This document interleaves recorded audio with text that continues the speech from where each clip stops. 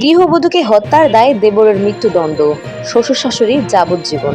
পুরো ভিডিওটি দেখার আগে যারা এই চ্যানেলটি এখন পর্যন্ত সাবস্ক্রাইব করেননি, প্রিয় দর্শক প্লিজ কষ্ট করে চ্যানেলটি সাবস্ক্রাইব করুন।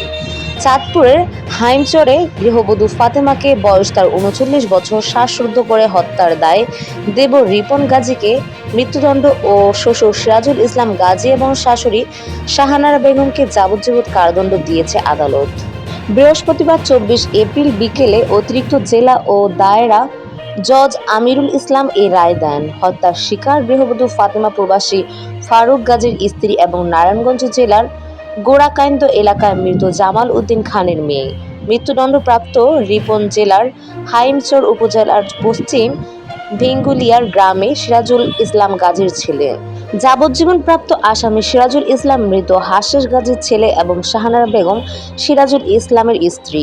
ঘটনার বিবরণ থেকে জানা গেছে, ২০০৯ সালের অক্টোবর মাসের ১৫ তারিখ দিবাগত রাত ১০টার দিকে পারিবারিক কলহের জের ধরে ফাতেমার শাশুড়ির সঙ্গে কথা কাটাকাটির এক পর্যায়ে গলা চেপে ধরেন তিনি।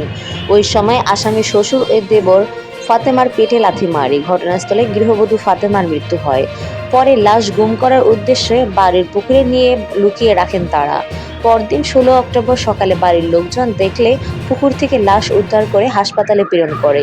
একই দিন হত্যার শিকার ফাতেমার ভাই ইউসুফ খান বাদী হয়ে হাইমচর থানায় হত্যা মামলার একটি মামলা দায়ের করেন। আব্দুস সামাদ তদন্ত শেষে ২০১০ সালের ১৯ ফেব্রুয়ারি আদালতে চার্জশিট দাখিল করেন। রাষ্ট্রপক্ষের আইনজীবী অতিরিক্ত public prosecutor APP Shamsul Islam Montu বলেন, মামলাটি ১৬ বছর চলমান অবস্থায় ২৩ জনের সাক্ষ্য গ্রহণ করে আদালত। আসামিরা অপরাধ স্বীকার করায় এবং মামলার নথিপত্র পর্যালোচনা শেষে আসামিদের উপস্থিতিতে বিচারক রায় দেন। আসামি পক্ষে আইনজীবী ছিলেন অ্যাডভোকেট জহিরুল ইসলাম ও জুয়েল রানী শীল।